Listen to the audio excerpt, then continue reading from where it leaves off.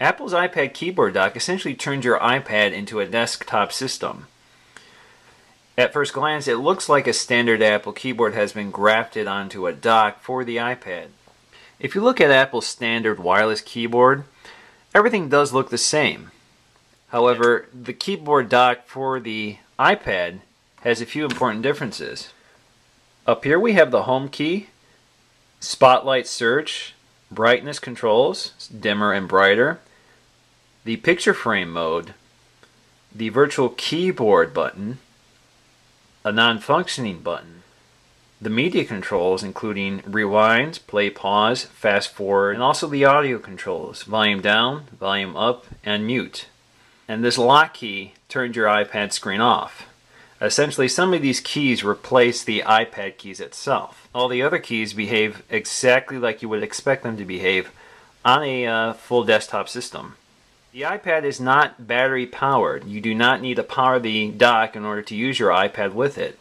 However, you can turn it into a charging dock by connecting either a power supply or the USB. You can also connect your audio to the back of the device. The only thing to keep in mind when connecting audio directly to the dock is that it disables your local audio controls, so you will no longer be able to use your keyboard, volume controls, or the volume controls on your iPad itself. Instead, you would have to change the volume either on your local speaker system or your home entertainment system. If you want full access or full control of your audio on the keyboard or iPad, you'll have to connect the audio source to your headphone jack. I've connected the keyboard dock to my iMac, so let's go ahead and connect the iPad.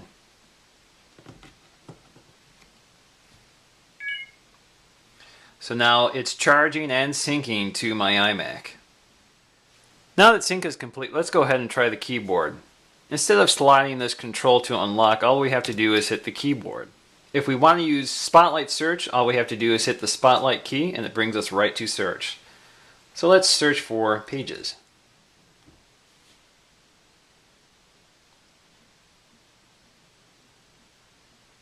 If we hit the search key again, it'll bring us back and we can search for weather. Okay, so if we want to change the brightness of our screen, we can just use the controls directly on the keyboard. So we can go dark or all the way bright.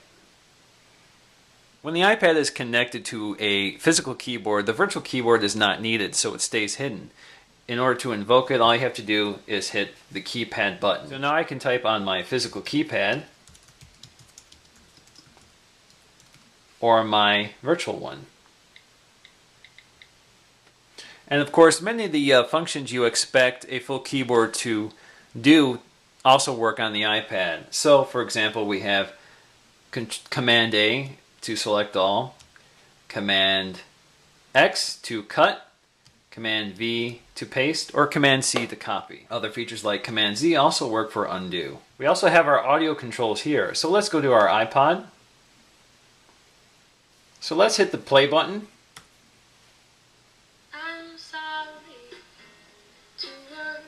Pause button. Let's play again and fast forward. Or skip. Pause again. Play or skip. Skip. Skip. We also have our volume controls, so mute, volume up, volume down. And last but not least, the lock key, which essentially turns your iPad off. Press it again, and you're right back to where you were. Now if you want to go back to your home, hit the home key. Hit it again to get to search. Hit it again to get away from search. Now if you connect an external source to the back of the keyboard dock, you'll lose your volume control. In fact, in iPod it will say dock connector, so therefore you have to control the volume on whatever device you've connected. So let's remove that. If we remove it, we see that we now have full volume control. We also have a button for the picture frame, so if we hit that button, our slideshow begins.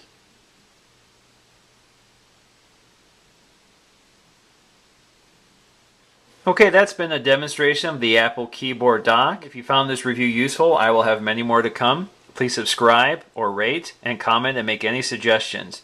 Thanks for watching.